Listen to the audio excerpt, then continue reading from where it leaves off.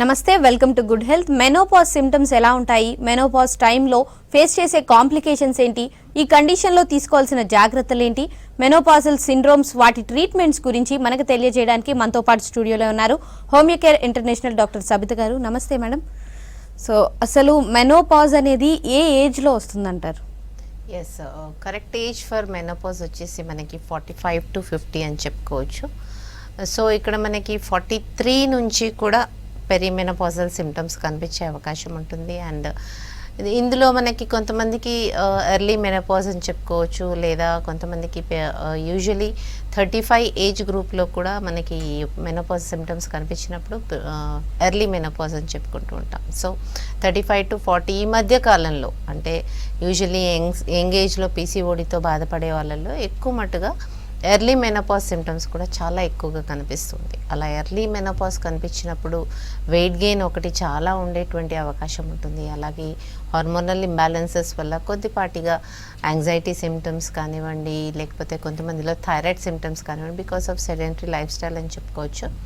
Thyroid symptoms కూడా ఎక్కువ మందిలో కనిపించేటువంటి అవకాశం ఉంటుంది. సో మెనోపాజ్ అనేది యూజువలీ న్యాచురల్ ఫెనామినన్, బట్ ఇక్కడ వచ్చేటువంటి hormonal imbalances or hormonal fluctuations వల్ల చాలామందికి ఈ మధ్య కాలంలో సివియర్ సిమ్టమ్స్ అనేది కనిపిస్తూ ఉన్నాయి. అందులో మెయిన్గా వచ్చేసి మూడ్ స్వింగ్స్ అని చెప్పుకోవచ్చు. మూడ్ స్వింగ్స్, యాంగ్జైటీ డిసార్డర్స్, ఈ యొక్క మూడ్ స్వింగ్స్లో వచ్చేటువంటి ఏకైక ఫస్ట్ సిమ్టమ్ వచ్చేసి మనకి ఫైబ్రోమయాలజీ లాంటి సిమ్టమ్స్, అంటే బాడీ పెయిన్స్, సివియర్ బాడీ పెయిన్స్తో పాటు హాట్ ఫ్లాషెస్.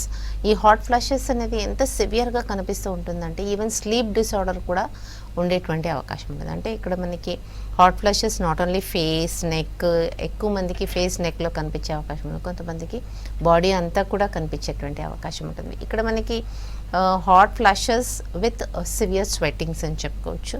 ఈ యొక్క ప్రాబ్లం అనేది ఎప్పుడైతే ఈస్ట్రోజన్ లెవెల్స్ అనేది మన బాడీలో తగ్గుతూ వస్తూ ఉంటుందో, ఈవెన్ దో మెన్సెస్ అనేది నార్మల్గా రెగ్యులర్గా వస్తున్నప్పటికీ ఈస్ట్రోజన్ లెవెల్స్ తగ్గుతున్నప్పుడు ఇమీడియట్గా ఈ సిమ్టమ్స్ కనిపించేటువంటి అవకాశం ఉంటుంది.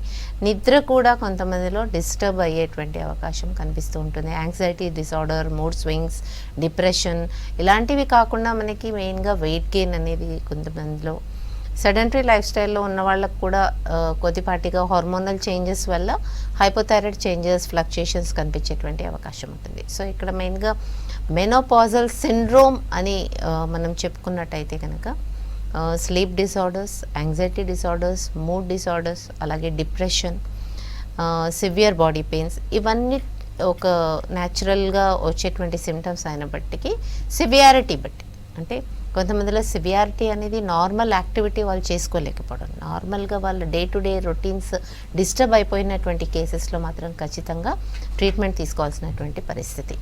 ఇక్కడ మెయిన్గా మెన్స్ట్రల్ డిసార్డర్స్. సో మెనోపాజల్ సిమ్టమ్స్లో usually because there is oestrogen fluctuations, oestrogen slow అయిపోవటం వల్ల, ఆండ్రోజన్స్ కొద్దిపాటిగా పెరగటం వల్ల వాళ్ళకి మెన్స్ట్రుయల్ డిసార్డర్స్ కూడా కనిపించేటువంటి అవకాశం ఉంటుంది. కొంతమందిలో మెనోరేజియా, అంటే హెవీ బ్లడ్ ఫ్లో, ఈ యొక్క సిమ్టమ్ అనేది కూడా బికాస్ ఆఫ్ ఎండోమెట్రియల్ థిక్నెస్ పెరిగిపోవడం కానీ, బికాస్ షెడ్డింగ్ అనేది ప్రాపర్గా జరగకపోవటం వల్ల, ఎండోమెట్రియల్ థిక్నెస్ పెరిగిపోవటం వల్ల తర్వాత వాళ్ళకి మెనోరేజియా సిమ్టమ్స్ అనేవి, సివియర్ బ్లడ్ ఫ్లో అనేది కనిపిస్తూ ఉంటుంది. ఇక్కడ మనకి మెన్స్ట్రుయల్ డిసార్డర్స్లో ప్రైమరీగా మెనోరేజియా తీసుకున్నప్పటికీ కొంతమందికి ఫ్రీక్వెంట్ మెన్స్ట్రుయల్ ఫ్లో, అలాగే irregular menstrual flow or absent మెన్స్ట్రస్, అంటే ఇక్కడ మనకి 2 to 3 monthsకి కూడా కొంతమందికి కనిపించకపోవటం, ఆ తర్వాత మళ్ళీ కనిపించడం, ఇర్రెగ్యులర్ మెన్స్ట్రుయల్ ఫ్లో అనేది కూడా కామన్గా కనిపించేటువంటి అవకాశం. But when the menorrhagia or heavy menstrual flow is disturbing normal activity, అంటే మనకు నార్మల్గా వాళ్ళు డే టు డే యాక్టివిటీ కూడా డిస్టర్బ్ అయ్యేంత హెవీగా మెన్స్ట్రుయల్ ఫ్లో అవ్వటం, దానివల్ల బ్లడ్ లాస్ అవ్వటం, బీపీ ఫ్లక్చుయేషన్స్ అవ్వటం కూడా మనం కొంతమందిలో కనిపిస్తుంటుంది. సో మెనోరేజియా కండిషన్ కంట్రోల్ చేయలేని పక్షంలో ఇది ఎమర్జెన్సీ కండిషన్గా కూడా తీసుకోవచ్చు. సో ఈ యొక్క menorrhagia, menstrual flow, heavy ఫ్లోని control చేయలేని పక్షంలో బీపీ కూడా డౌన్ అయిపోయేటువంటి అవకాశం ఉంటుంది. అనీమిక్ కండిషన్ సివియర్గా డెవలప్ అయ్యేటువంటి అవకాశం ఉంటుంది. అనీమియా అనేది కూడా కొంతమందిలో చాలా సివియర్ అయ్యేంత వరకు కూడా చెక్ చేసుకోకపోవడం, కొంతమందిలో మనం నెగ్లెక్ట్ చేసినటువంటి కేసెస్ కూడా చూస్తూ ఉంటాం. So menstrual flow more than 6 days or more than 10 days అవుతుంది, ఖచ్చితంగా దీన్ని పర్యవేక్షణలో ఇన్వెస్టిగేషన్ చేస్తూ ప్రాబ్లం ఎక్కడుంది. కొంతమందికి యూట్రైన్ ఫైబ్రాయిడ్ ఆర్ యూట్రస్ ఒకవేళ చాలా పెద్దగా పెరిగిపోవడం, అంటే ఇక్కడ మనకి ఎండోమెట్రియల్ థిక్నెస్ పెరగడమే కాదు, సైజ్ ఆఫ్ యూట్రస్ కూడా పెరగడం అనేది చూస్తూ ఉంటాం. ఇక్కడ ఈ 2 కండిషన్స్లో కూడా దీనికి ట్రీట్మెంట్ తీసుకోవాల్సినటువంటి అవసరం ఉంటుంది. అలాగే మెనోరేజియా కండిషన్లో కూడా ఖచ్చితంగా ట్రీట్మెంట్ తీసుకోవాల్సినటువంటి అవసరం ఉంటుంది. సో నాట్ ఓన్లీ ఈ సిమ్టమ్స్ కాకుండా మనకి anxiety disorders, sleep disorders, usually muscular pains, joint pains, ఇలాంటివన్నీ కూడా పెరిమెనోపాజల్ కండిషన్లో and after menopause once the menstrual flow stops also ఇక్కడ మనకి డిఫరెంట్ ప్రాబ్లమ్స్ వచ్చేటువంటి అవకాశం ఉంటుంది. సో ఈస్ట్రోజన్స్ సప్లిమెంటేషన్ మాత్రమే దీనికి ట్రీట్మెంట్గా కొంతమంది ఫాలో అవుతూ ఉంటారు. బట్ హార్మోన్స్ అనేది ఎక్కువగా తీసుకోవద్దు అని అందరికీ తెలుసు. సో హార్మోన్స్ తీసుకోకుండానే హోమియోపతి కాన్స్టిట్యూషనల్ ట్రీట్మెంట్తో ఈ మెన్స్ట్రల్ డిసార్డర్స్ లేదా మెనోపాజ్లో వచ్చేటువంటి సిండ్రోమ్స్ ఏవైతే ఉన్నాయో ఇవన్నీ కూడా కంట్రోల్ చేసే అవకాశం ఉంటుంది. సో ఈ స్లీప్ డిసార్డర్స్, మూడ్ డిసార్డర్స్ అనేది కొంతమందిలో సివియర్గా కూడా డెవలప్ అయ్యేటువంటి అవకాశం ఉంటుంది. సో ఇక్కడ మనకి మెయిన్గా not only sleep disturbance, hot flashes అనేది కూడా సివియర్గా కనిపించేటువంటి అవకాశం ఉంటుంది. సో ఇలాంటి సిమ్టమ్స్ అన్నీ కూడా ఒక సెట్ ఆఫ్ సిమ్టమ్స్గా తీసుకొని ఇవి మెనోపాజల్ సిండ్రోమ్ అని అంటూ ఉంటాం. ఈ సిండ్రోమ్ని పూర్తిగా కంట్రోల్ చేసే అవకాశము హోమియోపతిక్ కాన్స్టిట్యూషనల్ ట్రీట్మెంట్తో హోమియోకేర్ ఇంటర్నేషనల్లో పూర్తిగా నార్మల్గా తీసుకొచ్చినటువంటి కేసెస్ చాలా ఎక్కువగా ఉంటాయి. ఓకే మ్యామ్, అంటే ఇప్పుడు చాలా మందిలో జనరల్గా మెనోపాజ్ కండిషన్లో బోన్ స్ట్రెంత్ అనేది తగ్గుతూ ఉంటుంది. సో జాయింట్స్ మీద, బోన్స్ మీద మెనోపాజ్ టైంలో ఎలాంటి ఎఫెక్ట్ పడుతుంది అంటారు? ఎస్, యూజువలీ మెనోపాజ్ సిమ్టమ్స్ అనేది మనకి ఈస్ట్రోజన్ లెవెల్స్ తగ్గిపోవడం. So estrogen also helps in the calcium metabolism in women. So మనకి యూట్రస్లో కానీ ఓవరీస్ దగ్గర నుంచి కూడా మనకి కాల్షియం మెటబాలిజం అనేది అవుతూ ఉంటుంది. సో ఇక్కడ ఎప్పుడైతే మనకి ఈస్ట్రోజన్స్ తగ్గిపోతాయో కాల్షియం కూడా బాడీలో తగ్గిపోవడం అనేది జరుగుతుంది. దానివల్లనే కొంతమందిలో చూస్తూ ఉంటాం మెనోపాజ్ వచ్చినటువంటి ఒక 5 years తర్వాత పూర్తిగా osteoporotic changes of bones, degeneration అంటే అరుగుదల, మోకాళ్ళలో అరుగుదల కానివ్వండి, లేదా షోల్డర్ జాయింట్స్లో అరుగుదల కానివ్వండి, లేదా లంబార్ స్పాండిలోసిస్, సర్వైకల్ స్పాండిలోసిస్, ఇలాంటి సిమ్టమ్స్తో బాధపడేటువంటి వాళ్ళని చాలామంది ఎక్కువ మందిని చూస్తుంటాం. బికాస్ కాల్షియం అనేది బాడీలో తగ్గిపోవటం వల్ల ఆస్టియోపోరోటిక్ చేంజెస్, బోన్స్ అనేది పల్చన అవ్వటం అనేది చూస్తుంటాం. So menopause is very important stage in women అని చెప్పుకోవచ్చు మనము. ఈ స్టేజ్లో ఒకవేళ మనకి కాల్షియం తగ్గిపోయినా కానీ ఈస్ట్రోజన్స్ తగ్గిపోయినప్పుడు ఉన్నటువంటి చేంజెస్లో మనము నార్మల్సీకి రాకపోయినప్పటికీ కూడా drastic change in the women life అని చెప్పుకోవచ్చు. ఇక్కడ మనకి not only mood swings, depression, weight gain, there is total change in there cycle. So ఈ సైకిల్ డిస్టర్బ్ అయిపోయిన తర్వాత యూజువలీ మూడ్ స్వింగ్స్ అనేది మనము చాలామంది పేషెంట్స్లో చూస్తుంటాం. ఇక్కడ హాట్ ఫ్లషెస్ కూడా సివియర్గా ఉండేటువంటి అవకాశం ఉంటుంది. బర్నింగ్ సెన్సేషన్, స్వెట్టింగ్స్, హాట్ ఫ్లషెస్ అనేవి నిద్రలో కూడా, అంటే వాళ్ళు నిద్రలో కూడా లేచి కూర్చునేంత సివియారిటీ మనం చూస్తూ ఉన్నాం. సో స్లీప్ డిసార్డర్స్ అందుకే కూడా ఎక్కువగా కనిపించేటువంటి అవకాశం ఉంటుంది. అలాగే యాంగ్జైటీ డిసార్డర్స్ కూడా ఈ ఒక స్టేజ్లోనే ఎక్కువగా ఉండే అవకాశం ఉంటుంది. సో ఇవన్నీ కూడా సెట్ ఆఫ్ సిమ్టమ్స్ అని చెప్పుకోవచ్చు. ఈ సెట్ ఆఫ్ సిమ్టమ్స్కి చక్కటి పరిష్కారము homeopathy treatment without any side effects, constitutional treatment ఇవ్వడం జరుగుతుంది. దాంతో నార్మల్సీకి వచ్చేటువంటి అవకాశం ఎక్కువగా ఉంటుంది. అండ్ ఈ మెనోపాజల్ సిమ్టమ్స్ అనేవి ఎంత లాంగ్ టర్మ్, అంటే ఎంత కాలం కంటిన్యూ అవుతాయి అంటారు? అండ్ వాటి సిమ్టమ్స్ని మాత్రమే ట్రీట్ చేస్తారా? ఇంటర్నల్గా బాడీలో వచ్చే చేంజెస్ని కూడా ట్రీట్ చేయొచ్చు అంటారు? ఎస్, ఇంటర్నల్గా పాథలాజికల్ చేంజెస్ అనేది మనం menorrhagia condition, any growths, for example heavy flow చాలా ఎక్కువ రోజుల నుంచి ఉంది, ఖచ్చితంగా దీనికి ఇన్వెస్టిగేటివ్ ప్రొసీజర్స్లో యూట్రైన్ ఫైబ్రాయిడ్స్ ఉన్నాయా లేదా ప్యాప్స్మియర్ తీయాల్సినటువంటి పరిస్థితి, ఎనీ అబ్నార్మల్ సెల్స్ డెవలప్ అవుతున్నాయా అని చెక్ చేసుకోవాల్సినటువంటి అవసరం ఉంటుంది. బికాస్ సిమ్టమ్ వచ్చేసి ఇక్కడ మనకి మెనోరేజియా, మెన్స్ట్రల్ ఫ్లో అయినప్పటికీ ఇక్కడ ఎక్సెస్ ఫ్లో అవుతుంది కనుక ఖచ్చితంగా ఆ టిష్యూని మనము ఇన్వెస్టిగేషన్ చేసుకోవాల్సినటువంటి అవసరం ఉంటుంది. సో ఇంటర్నల్ ప్యాథాలజీ చేంజ్ చేయాలి అని అంటే ఇన్ ఎండోమెట్రియల్ థిక్నెస్ అనేది తగ్గించాల్సినటువంటి అవసరం ఉంటుంది. అలాగే యూట్రైన్ ఫైబ్రాయిడ్స్ ఒకవేళ సైజ్ పెరుగుతున్నట్టయితే కనుక ఇమీడియట్గా దాన్ని కంట్రోల్ చేయాల్సినటువంటి అవసరం ఉంటుంది. అలాగే మెనోరేజియా కండిషన్ అంటే హెవీ బ్లడ్ ఫ్లోని కంట్రోల్ చేయాల్సినటువంటి అవసరం ఉంటుంది. సో ఇవి 3 కండిషన్స్లో మనకి పెథలాజికల్ చేంజెస్ కూడా అవసరం ఉండేటువంటి అవకాశం ఉంటుంది. బట్ మెనోపాజల్ సిండ్రోమ్లో యూజువలీ ఈస్ట్రోజన్ సప్లిమెంటేషన్ లేకుండానే ఈ యొక్క సిమ్టమ్స్ అనేది కంట్రోల్కి తీసుకురావాల్సినటువంటి అవసరం ఉంటుంది. వెన్ ఈస్ట్రోజన్ అనేది చాలా తక్కువ అయిపోయినప్పుడు ఉమెన్కి ఉన్నటువంటి చేంజెస్ ఏవైతే ఉంటాయో usually there is weight gain. Any normal ఉమెన్కి by the age of 40 to 50 there is a change of nearly 6 to 7 kgs నార్మల్గా ఇంక్రీజ్ అయ్యేటువంటి అవకాశం ఉంటుంది. సో ఇది నార్మల్ చేంజ్ అని చెప్పుకోవచ్చు మనం. సో కొంతమందికి 50+ ఏజ్లో కూడా ఈ యొక్క చేంజెస్ కనిపించేటువంటి అవకాశం ఉంటుంది. కొంతమందికి పెరిమోనోపాజల్ కండిషన్ అని చెప్పుకోవచ్చు 35 years ఏజ్లో కూడా. సో ఇక్కడ మనమే ఫాలిక్యులర్ స్టిమ్యులేటింగ్ హార్మోన్ చెక్ చేసుకుంటూ ఇది మెనోపాజల్ కండిషన్లో ఉందా ఈ కేసు అనేది మనము చూసుకుంటూ ట్రీట్మెంట్ ఇవ్వడం జరుగుతుంది. సో మెనోపాజల్ కండిషన్ అనేది వెరీ ఎర్లీ మెనోపాజ్ ఈ మధ్య కాలంలో ఎక్కువ కనిపిస్తుంది. దాన్ని మనం కరెక్ట్ చేసేటువంటి అవకాశం ఉంటుంది. సెకండరీ ఎమెనోరియా అని చెప్పుకోవచ్చు. అలాగే 35+ ఏజ్ గ్రూప్లో మెన్స్ట్రువల్ పీరియడ్స్ అనేది పూర్తిగా స్టాప్ అయినటువంటి కేసెస్లో మళ్ళీ నార్మల్గా మెన్స్ట్రువల్ ఫ్లో వచ్చేటట్టుగా హార్మోన్స్ అనేది నార్మల్ చేసేటట్టుగా ట్రీట్మెంట్ ఇవ్వడం జరుగుతుంది. అలాగే 45 ఏజ్ గ్రూప్లో అప్పుడు మాత్రం ఏమాత్రం న్యాచురల్ ఫెనామినాని డిస్టర్బ్ చేయకుండా వాళ్ళకు ఉన్నటువంటి సిమ్టమ్స్ని మాత్రమే ట్రీట్ చేయడం జరుగుతుంది. ఫర్ ఎగ్జాంపుల్ హాట్ ఫ్లషెస్ అనేది మన దగ్గర పేషెంట్స్ ప్రజెంట్ చేస్తూ ఉంటారు. There is severe burning in the skin of thighs, in the skin of face, neck రీజన్లో, చెస్ట్ రీజన్లో, అలాగే ఆర్మ్స్లో కూడా there is severe hot flushes along with burning. So ఈ సిమ్టమ్స్ని మాత్రమే ట్రీట్ చేయడం జరుగుతుంది. ఇక్కడ ఏ పాథలాజికల్ చేంజెస్ లేకుండానే ట్రీట్మెంట్ ఇవ్వడం జరుగుతుంది. అండ్ అంటే యంగ్ ఏజ్లో మెనోపాజ్ వచ్చిన వాళ్ళల్లో కనుక చూసుకుంటే వాళ్ళల్లో అంటే నార్మల్ 45-50 ఏజ్లో వచ్చిన వాళ్ళతో కంపేర్ చేస్తే యంగ్ ఏజ్లో వచ్చిన వాళ్ళకి మన కాంప్లికేషన్స్ ఉండే ఛాన్స్ ఉందంటారు. Yes, there may be calcium deficiency, vitamin D deficiency. ఈ మధ్య కాలంలో వైటమిన్ డి డెఫిషియన్సీ అనేది వెరీ ఎర్లీ ఏజెస్లో కూడా కనిపిస్తుంది. అంటే విత్ ఇన్ 10 years ఏజ్ గ్రూప్లో కూడా, అలాగే 25 ఏజ్ గ్రూప్లో కూడా మనకు విటమిన్ డి డెఫిషియన్సీ కనిపిస్తుంది. వెరస్ ఎర్లీ మెనోపాజ్ కండిషన్లో 35 ఏజ్ గ్రూప్లో కూడా కాల్షియం డెఫిషియన్సీ అనేది సివియర్గా ఉండేటువంటి అవకాశం ఉంటుంది.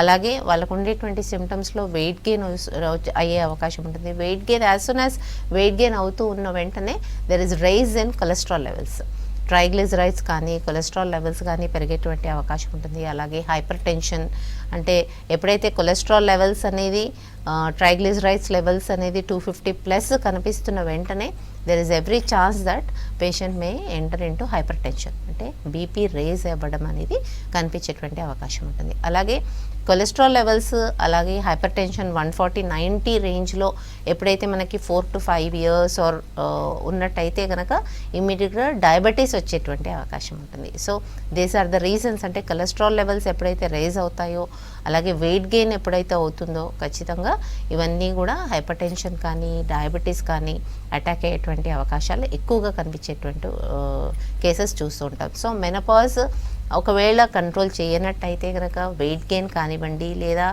కొలెస్ట్రాల్ లెవెల్స్ పెరగకుండా చూసుకున్నట్టయితే కనుక, అలాగే హైపోథైరాయిడ్ ఫ్లక్చుయేషన్స్ కూడా, because there is a hormonal స్లర్జ్, అంటే హార్మోన్ ఫ్లక్చుయేషన్స్ అనేది ఎక్కువగా ఉంటుంది కనుక హైపోథైరాయిడ్ వచ్చేటువంటి అవకాశం కూడా ఎక్కువగా ఉంటుంది. సో హైపోథైరాయిడ్ వచ్చినట్టయితే కనుక కొలెస్ట్రాల్ లెవెల్స్ అనేది పెరిగేటువంటి అవకాశం ఉంటుంది. అలాగే కార్డియాక్ ఇన్వాల్వ్మెంట్ ఉండేటువంటి అవకాశం ఉంటుంది. So there is a series of developments అని చెప్పుకోవచ్చు మనము. సో ఎప్పుడైతే కొలెస్ట్రాల్ లెవెల్స్ అనేది ఎక్కువగా ఉన్నట్టయితే కనుక హైపర్ టెన్షన్, డయాబెటీస్ వచ్చేటువంటి అవకాశం ఉంటుంది. సో మెనోపాజల్ సిండ్రోమ్ని మనం ఖచ్చితంగా కంట్రోల్ చేయాల్సినటువంటి అవసరం ఉంటుంది.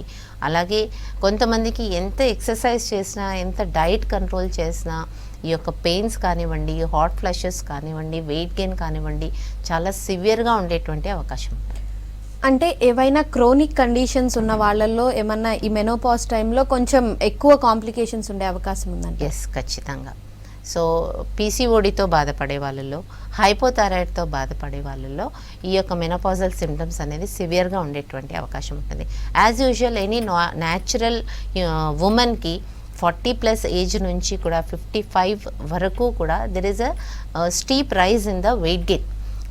అంటే వెయిట్ గెయిన్ అనేది ఒక 10 to 12 kgs పెరిగినటువంటి కేసెస్ చాలా మటుకు ఎక్కువగా ఉంటాయి. And that is normal phenomenon అని చెప్పుకోవచ్చు మనం. సో ఈ యొక్క రైజ్ ఇన్ ద వెయిట్ అనేది హైపోథైరాయిడ్ పేషెంట్స్లో కానీ పీసీఓడి పేషెంట్స్లో కానీ ఇంకా ఎక్కువగా ఉండేటువంటి అవకాశం ఉంటుంది.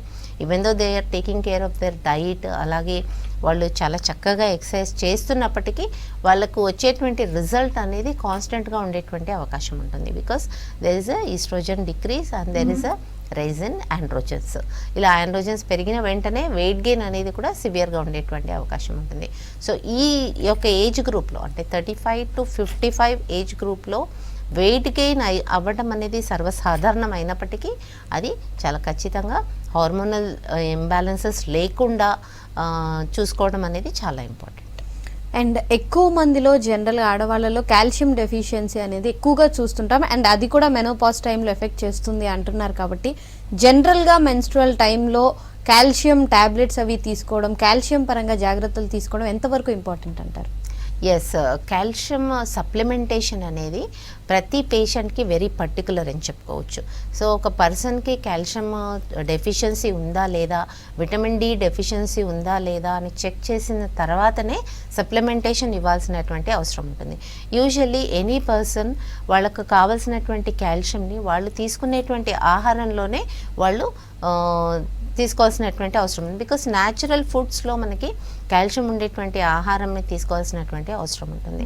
ఎప్పుడైతే కనుక కాల్షియం డెఫిషియన్సీ సివియర్గా ఉంది, వైటమిన్ డి డెఫిషియన్సీ సివియర్గా ఉంది అని మనం రిపోర్ట్స్ ద్వారా తెలుసుకున్నట్టయితే కనుక అప్పుడు మాత్రమే సప్లిమెంటేషన్స్ తీసుకోవాలి.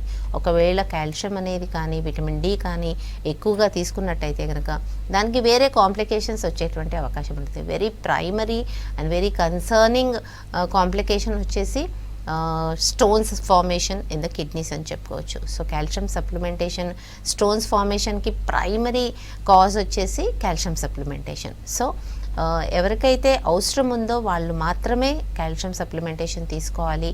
ఎవరికైతే కనుక వాళ్ళు ఆహారంలో డైలీ రొటీన్లో న్యాచురల్ ఫుడ్లో తీసుకోగలిగినట్టయితే కనుక అలా తీసుకోవడమే ఇంపార్టెంట్. అండ్ ఈ ఎక్సెసివ్ బ్లీడింగ్ ఇలాంటి కండిషన్లో జనరల్గా వెంటనే ఎవరైనా రిలీఫ్ కావాలని అనుకుంటారు. కాబట్టి అంటే హోమియోపతి చిన్నగా పర్మనెంట్ రిలీఫ్ ఇస్తుంది అంటారు. సో హోమియోపతి ఇలాంటి కండిషన్ని ఎలా ట్రీట్ చేస్తుంది అంటారు? ఎస్, మెనోరేజియా కండిషన్ సివియర్గా ఉంది, like heavy flow with in 1 to 2 days.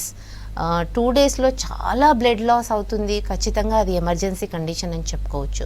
So దాన్ని ఇమ్మీడియట్గా కంట్రోల్ చేయాల్సినటువంటి అవసరం ఎంతైనా ఉంది.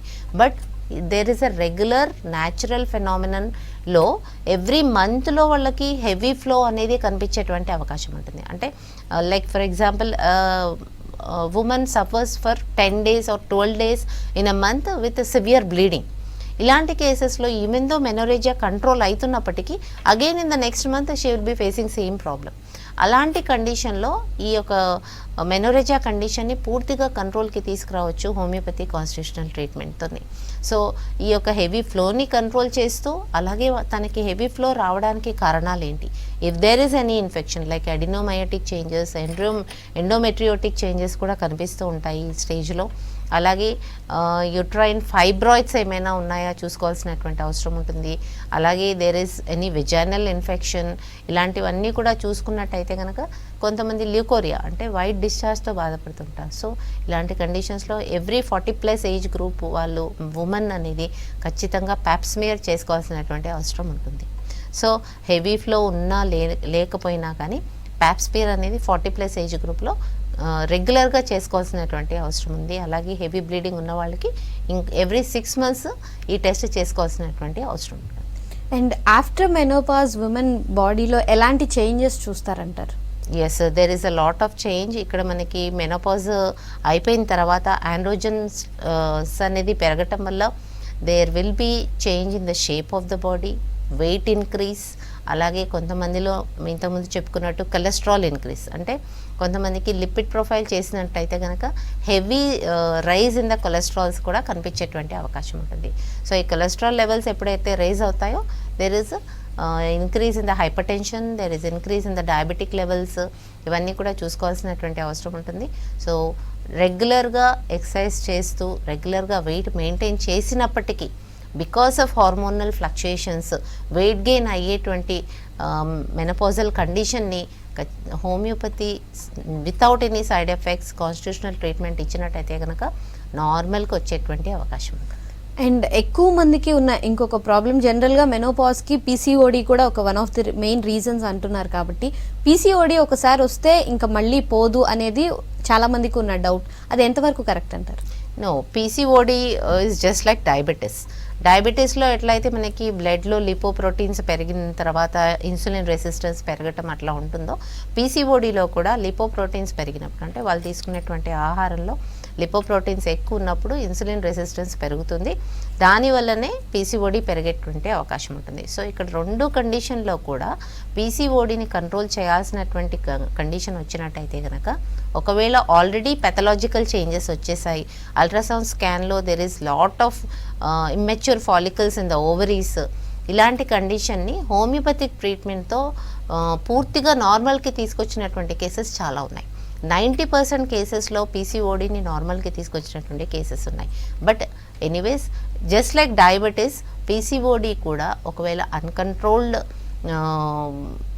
డైట్ కానివ్వండి లేదా సెడెంటరీ లైఫ్ స్టైల్ కానివ్వండి ఉన్నట్టయితే కనుక మళ్ళీ రికర్ అయ్యేటువంటి అవకాశం ఉంటుంది. దట్స్ వై పీసీఓడిలో ట్రీట్మెంట్ లేదు, మెయింటెనెన్స్ ఇంపార్టెంట్. బట్ ఆల్రెడీ ప్యాథలాజికల్గా డెవలప్ అయిపోయింది పీసీఓడి బాడీలో అంటే మాత్రం ఖచ్చితంగా దాన్ని నార్మల్కి తీసుకురావడానికి కూడా హోమియోపతి మంచి వైద్యం. సో పీసీఓడి వల్ల సంతానలేమియే కాదు, ఆ తర్వాత కూడా ప్రాబ్లమ్స్ ఫేస్ చేయాల్సినటువంటి అవసరం ఉంటుంది కనుక ఈవెన్ ఆఫ్టర్ చిల్డ్రన్, అంటే పిల్లలు పుట్టిన తర్వాత కూడా పీసీఓడిని కరెక్ట్ చేసుకోవాల్సినటువంటి అవసరం చాలా ఉంది. సో పీసీఓడి ఉన్నట్టయితే కనుక లేటర్ స్టేజెస్లో మనకి డయాబెటీస్ వచ్చే ఛాన్సెస్ ఉంటాయి. Even PCOD is entering into 3rd stage 4th stage, ఇమ్మీడియట్గా మీకు బ్లడ్ షుగర్ లెవెల్స్ కూడా పెరిగేటువంటి అవకాశం ఉంటుంది. ఓకే మ్యామ్, కాలర్ ఉన్నారు కిషన్ గారు కామారెడ్డి నుంచి. నమస్తే అండి. నమస్కారం మేడం. ఓకే, ఎవరికండి ప్రాబ్లం? నాకే మేడం. ఓకే, ఒకసారి మేడంతో మాట్లాడు. చెప్పండి కిషన్ గారు. నమస్కారం మేడం. నమస్కారం, నాకే మేడం. చెప్పండి ప్రాబ్లం చెప్పండి. మేడం ఏం లేదు, వారం రోజుల నుంచి మేడం నమస్కారం అండి. నమస్కారం మేడం ఏం లేదు, వారం రోజులుగా నుంచి నాకు అదే మేడం ప్రాబ్లమే చెప్తున్నాను. టీవీ వాల్యూమ్ మ్యూట్ లో పెట్టి మీరు ఫోన్ లో మాట్లాడరా?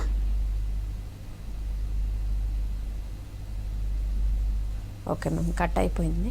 అండ్ ఒకప్పుడు 50-45 ఏజ్లో వచ్చేది మెనోపాజ్, అండ్ రీసెంట్ టైమ్స్లో చాలా యంగ్ ఏజ్లో వస్తుంది అంటున్నారు. ఒకప్పటికి ఇప్పటికీ వచ్చిన మేజర్ డిఫరెన్సెస్ ఏంటంటారు? యాక్టివిటీ అని చెప్పుకోవచ్చు. అంటే యాక్టివిటీ లేకపోవడం, సెడెంటరీ లైఫ్ స్టైల్ అని చెప్పుకోవచ్చు. ఇప్పుడు ఉన్నటువంటి ప్రొఫెషన్స్ కూడా long hours of sitting at one place అని చెప్పుకోవచ్చు.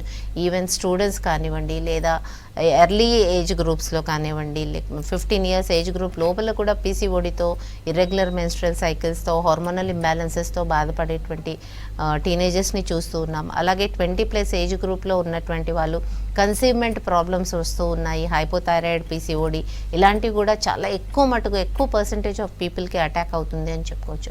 ఇవన్నిటికీ కూడా సెడెంటరీ లైఫ్ స్టైల్, అలాగే వాళ్ళు తీసుకునేటువంటి ఆహార పద్ధతులు అని చెప్పుకోవచ్చు, సరిగ్గా ఎక్సర్సైజ్ లేకపోవడం అని చెప్పుకోవచ్చు. సో రెగ్యులర్లీ వీక్లీ ఒక 5 to 6 days 5 days కనీసం ఎక్సర్సైజ్ చేసుకుంటూ, ఒకవేళ హార్మోన్స్ ఫ్లక్చుయేషన్స్ అనేది ఎక్కువగా లేకపోయినట్టయితే కనుక ఇది ఎర్లీ మెనోపాజ్ని మనం అవాయిడ్ చేసుకోవచ్చు అని చెప్పుకోవచ్చు. So from the early stage, అంటే 11 ప్యూబర్టీ ఏజ్ నుంచి కూడా చాలా మందిలో మనం ఈ మధ్య కాలంలో చూస్తూ ఉన్నాం, there is a lot of hormonal imbalances. ఇక్కడ యానోవ్యులేటరీ సైకిల్స్ అనేది చాలా మందిలో చూస్తున్నాం. As soon as puberty start అయిన వెంటనే ఒక 2 years వరకు యానోవ్యులేటరీ సైకిల్స్ ఉండడం అనేది very common. But after 2 years of puberty ప్రతి ఒక్క గర్ల్కి న్యాచురల్గా మెన్స్ట్రల్ సైకిల్ రావటము అనేది ఎవ్రీ 25 to 30 డే సైకిల్ అని రావటం అనేది చాలా ఇంపార్టెంట్. ఒకవేళ 25 to 30 డే సైకిల్ లేనట్టయితే కనుక ఇమీడియట్గా మీరు హోమియోపతి ట్రీట్మెంట్ స్టార్ట్ చేయండి. ఎర్లీ స్టేజెస్లో ఒకవేళ స్టార్ట్ చేసినట్టయితే కనుక ఈ యానోవ్యులేటరీ సైకిల్స్ని ఓవ్యులేషన్ అయ్యేటట్టుగా మందులు ఇవ్వడం జరుగుతుంది. సో న్యాచురల్గా వాళ్ళు న్యాచురల్ వెయిట్ ఉండేటువంటి అవకాశం ఉంటుంది. అలాగే ఫ్యూచర్లో కూడా పీసీఓడి కానీ హైపోథైరాయిడ్ కానీ దేర్ ఇస్ అంటే కొలెస్ట్రాల్ లెవెల్స్ కానీ ఇవన్నీ ఎర్లీ స్టేజెస్లోనే 20+ ఏజ్ గ్రూప్లోనే మనం కొలెస్ట్రాల్స్ అనేది చాలా ఎక్కువగా కనిపిస్తున్నటువంటి కేసెస్ చాలా చూస్తూ ఉన్నాం. సో ఇవన్నీ కూడా కంట్రోల్లో ఉండాల్సినటువంటి అవసరం ఉంటుంది కనుక స్టార్టింగ్ స్టేజెస్ నుంచే ట్రీట్మెంట్ అనేది స్టార్ట్ చేయడం ఇంపార్టెంట్. ఓకే మ్యామ్, కాలర్ ఉన్నారు మాధవ్ గారు నల్గొండ నుంచి. నమస్తే అండి. అండి ఓకే, మీ ప్రాబ్లం చెప్పండి మేడంతో. డాక్టర్ గారు, నాకు ఈ మధ్య మెన్సెస్ సరిగ్గా రావట్లేదండి. ఓకే, మీ ఏజ్ చెప్పండి. 43. ఓకే, ఒకసారి ఇక్కడ చూపించుకుంటే మోనోఫాస్ స్టార్ట్ అయింది అన్నారు. ఓకే, ఫైబ్రాయిడ్స్ ఉన్నట్టుందని డౌట్ గా చెప్పిరండి. ఓకే, వెయిట్ బాగా పెరుగుతున్నా, ఓకే, దానివల్ల కొంచెం ఇటు గర్భసంచి కింద సైడ్ కి పెయిన్ వస్తుంది అప్పుడప్పుడు. ఓకే. ఫైబ్రాయిడ్స్ ఉన్నాయంటున్నారు మీరు. అల్ట్రాసౌండ్ స్కాన్ ఒకటి పాప్స్మియర్ ఒకటి రెండు కూడా చేయించుకోవాల్సినటువంటి అవసరం ఉంటుందమ్మా.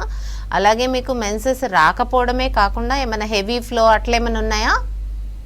2 months నుంచి అసలు చాలా తక్కువ, కొంచెం లైట్ కనిపిస్తుంది. స్కాంటీ ఉంది. ఓకే, స్కాంటీ ఉంటే ఏమి ప్రాబ్లం ఉండదు మాకమ్మా. కాకపోతే మీకు వెయిట్ గెయిన్ అవుతుంది అంటున్నారు కదా, చక్కగా ఎక్సర్సైజ్ చేసుకుంటూ ఎక్కువగా అంటే హై క్యాలరీ ఇంటేక్ అనేది కంట్రోల్ చేయాల్సినటువంటి అవసరం ఉంటుంది. మీరు ఎంత క్యాలరీ ఇంటేక్ కంట్రోల్ చేసినా కానీ ఎంత ఎక్సర్సైజ్ చేసినా in menopausal condition, menopausal stage every women weight gain అవ్వడం అనేది సర్వసాధారణమమ్మా. దాన్ని కంట్రోల్ చేసుకోవాల్సినటువంటి అవసరం కూడా ఉంటుంది. కొలెస్ట్రాల్స్ పెరగకుండా చూసుకోండి. హైపర్ టెన్షన్ రెగ్యులర్గా చెకప్ చేయించుకుంటూ ఉండండి. అలాగే ఓన్లీ మెన్సెస్ స్టాప్ అయితే కనుక దానికి ఇబ్బంది లేదు, అది న్యాచురల్ ఫెనామినన్, స్టాప్ అవ్వనివ్వండి. Only thing to rule out fibroids, అంటే ఫైబ్రాయిడ్ సైజ్ పెరుగుతుంటే కనుక దానికి ట్రీట్మెంట్ తీసుకోవాల్సినటువంటి అవసరం ఉంటుంది. Right, thank you so much Sabitha గారు. ఇది ఇవాళ good health. Stay tune to V6 news.